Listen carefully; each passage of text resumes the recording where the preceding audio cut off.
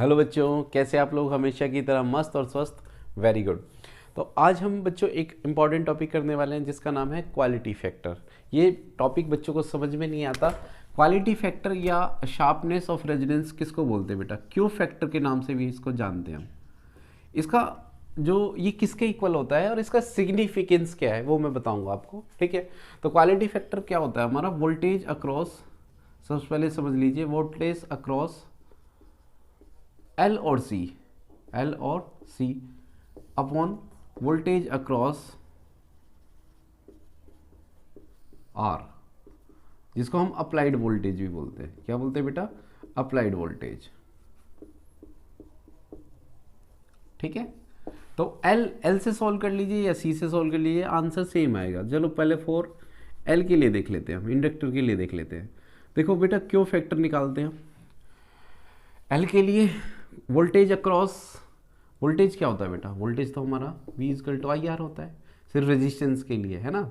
अगर रेजिस्टेंस की बात करें, अगर वोल्टेज अक्रॉस इंडक्टर निकालना तो क्या होगा? इंडक्टर में जो रेजिस्टेंस होता है वो क्या होता है? एक्सएल होता है।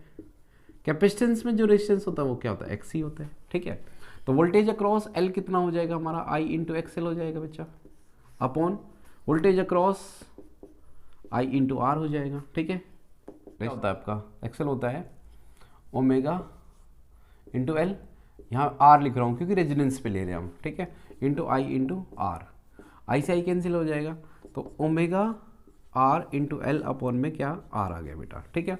अच्छा, ओमेगा क्या होता है? ओमेगा आर अभी हमने पढ़ा था लास्ट क्लास में कि 1/√LC, रेजोनेंस फ्रीक्वेंसी तो यही होती है। तो चलो इसको यूज़ करते हैं। ये कितना आ जाएगा?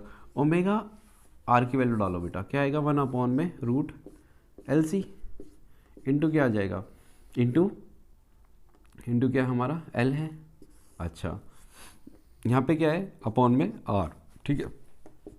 अच्छा, मैं इसको ऐसे लिख सकता हूँ बेटा, 1 नीचे वाले को √L इंटू √C, है ना। और इसको क्या लिख सकता हूँ मैं? इसको √L इंटू √L लिख सकता हूँ भाई। L √L इंटू √L क्या होता है? L ही होता है ना हमारा। देखो मैंने क्या करा, इन दोनों को रूट को अलग अलग करा, ठीक है, और L को क्या करा? √L इंटू √L लिख सकता हूँ। इससे क्या होगा? इससे कैंसिल हो जाएगा, ठीक है। नीचे क्या है हमारे पास? नीचे रेजिस्टेंस है तो R, ठीक है। ऊपर क्या बचा हमारा? √L। नीचे क्या बचा हमारा बेटा? देखो नीचे हमारा यहाँ पे अभी देखो ये क्या है, मैंने दोबारा बता रहा हूँ, ये √L इंटू सी है, तो इसको मैं अलग अलग कर लिया, ठीक है। L को कैसे लिख लिया? √L into L. नीचे हमारा R भी है, ठीक है। तो यहाँ से √L से √L कट गया, तो ये क्या है? L और √C है हमारे पास, यानी 1/R इंटू रूट ऊपर L है और नीचे क्या है? √C है हमारे पास। ये हमारा क्वालिटी फैक्टर आ गया। किसके लिए? किसके लिए आया ये? इंडक्टर के लिए। कैपेसिटर के लिए भी सॉल्व करूँ? यहीं पे कर दूँ, फॉर C। कैपेसिटर के लिए सॉल्व करो बेटा। क्या फॉर्मूला है? वोल्टेज अक्रॉस एल और सी। चलो इस बार सी की वोल्टेज ले लेते हैं। तो क्वालिटी फैक्टर क्या आ जाएगा बेटा? 1/I इंटू यहाँ पे क्या आ जाएगा? XC, है ना। ये क्या है? वोल्टेज अक्रॉस, ये वोल्टेज अक्रॉस कैपेसिटेंस है बेटा। नीचे क्या है हमारे पास? वोल्टेज अक्रॉस रेजिस्टेंस, IR होगा, V is equal to IR। I into XC की वैल्यू डालो। XC क्या होता है हमारा? 1/ωc, ठीक है। नीचे क्या है हमारा? IR। इसको इससे कैंसिल आउट कर दो, तो यहाँ से क्या आ जाएगा? 1/ωr नीचे ले लो बेटा, ωr, और क्या है? C भी नीचे आ जाएगा और R भी नीचे आ जाएगा, ठीक है। ωr क्या होता है? ωr कहाँ गया? ये रहा। ωr क्या है? ये वाला, इसको डालो यहाँ पे, ωr 1/LC। तो क्या आ जाएगा? 1/√L, है ना। ωr की वैल्यू डालिए 1/ωr की वैल्यू क्या है? 1/√LC, ठीक है, इंटू क्या? C इंटू क्या? R। अगेन ऐसा करो, इसको अलग अलग लिख लो, 1/√L। देखो मैंने किसकी वैल्यू डाल दी बच्चा? मैंने वैल्यू डाल दी ωr की, ठीक है। इसको अलग अलग सॉल्व करो। इसको मैं ऐसे लिख सकता हूँ बच्चा, 1/ क्या हो जाएगा? इसको ऊपर चला जाए, वैसे तो ये 1/ ऊपर चला जाएगा, चलो इसको ऊपर ही ले लेते हैं। ऊपर आ जाएगा हमारा √L इंटू C। नीचे क्या है हमारे पास? C है और क्या है? R है। इसको अलग अलग खोल लो, क्या हो जाएगा? L into √C। नीचे वाले को क्या लिख लो? √C into √C। ये C, इसको √C इंटू √C लिख सकता हूँ, इंटू R। √C से भी कट गया, तो √L/C यानी 1/R √L/C। देखो क्वालिटी फैक्टर इसका मतलब चाहे आप कैपेसिटेंस से सॉल्व करो चाहे इंडक्टर के लिए सॉल्व करो, क्वालिटी फैक्टर हमेशा क्या आएगा, यही आएगा। देखो ये रहा ना, है ना, ठीक है। तो इसका मतलब कि क्वालिटी फैक्टर इंडक्टर के लिए और कैपेसिटेंस के लिए सेम ही आता है, इसलिए यहाँ पे डेफिनेशन में हमने एल और सी लिखा, ठीक है। अब इसका सिग्निफिकेंस क्या है, क्वालिटी फैक्टर, देखो क्वालिटी फैक्टर बच्चा ये बताता है कि इमेज हमारी कैसी साफ होगी, ठीक है।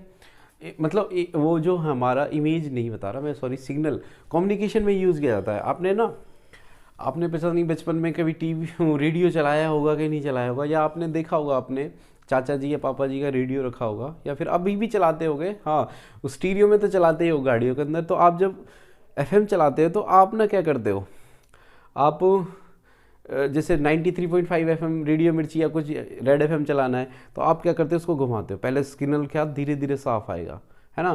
तो एक फिक्स फ्रीक्वेंसी पे जब आप सेट कर दोगे तो एक क्वालिटी शार्पनेस आएगी हमारी, है ना। उसके बाद अगर थोड़ा सा और घुमा दोगे तो क्या होगा, थोड़ा सा और घुमा दोगे फिर सिग्नल चला जाएगा। तो यानी इधर भी करने से सिग्नल गायब हो रहा है, इधर भी करने से, यानी क्या हो रहा है, यही तो बता रहा हूँ मैं। तो जो तुम्हारी एम्पलीट्यूड है वो सिर्फ एक फ्रीक्वेंसी पे ही अचीव होगा। यानी इसका मतलब क्या होगा कि अगर आपका क्वालिटी फैक्टर ज़्यादा हुआ बच्चों, क्वालिटी फैक्टर ज़्यादा हुआ तो ये क्या होगा, ये करंट है, सिग्नल क्या होगा, उतना ही शार्प होगा। ये सिग्नल बेटा जितना शार्प होगा, ये सोचो कि अगर ये बिल्कुल एक चोटी बनाएगा, बिल्कुल एक पीक बनाएगा, तो किसी पर्टिकुलर फ्रीक्वेंसी पे हमें सिर्फ एक ही करंट मिलेगा, यानी एक ही सिग्नल मिलेगा। तो इसका मतलब क्या होगा, इसका मतलब हमें हमारा जो सिग्नल है या कम्युनिकेशन जो भी चैनल चल रहा है वो मिलेगा हमें। लेकिन अगर ये सिग्नल हमारा ये शार्पनेस नहीं हुई, है ना, तो इसका मतलब क्या होगा, ये सिग्नल फ्लैट होगा, ऐसे कुछ ऐसे, यानी ये एक फ्रीक्वेंसी पे, देखो ये वाले सिग्नल भी अचीव करेगा इसी फ्रीक्वेंसी पे, ये वाले भी अचीव करेगा, तो क्या होगा, हमारा जो है हमारा जो एफएम है वो चलेगा क्या, साफ नहीं चलेगा ना, क्योंकि वो एक, देखो इस ओमेगा पे भी वही फ्रीक्वेंसी पकड़ रहा है, इस पे भी पकड़ रहा है, इस पे भी वही पकड़ रहा है ना। तो इसका मतलब क्या होगा, साफ नहीं है, तो इसका मतलब सिग्नल हमारा क्लियर नहीं आएगा, ठीक है। तो क्वालिटी फैक्टर का सिग्निफिकेंस यही है बेटा कि क्वालिटी फैक्टर हमें ये सिग्निफाई करता है कि जो कम्युनिकेशन सिग्नल है वो एक फिक्स वैल्यू पे अचीव होगा, है ना, fix value of omega, clear है। दिस इज क्वालिटी फैक्टर, इसलिए इसको क्वालिटी फैक्टर बोलते हैं ना, या शार्पनेस ऑफ रेजोनेंस।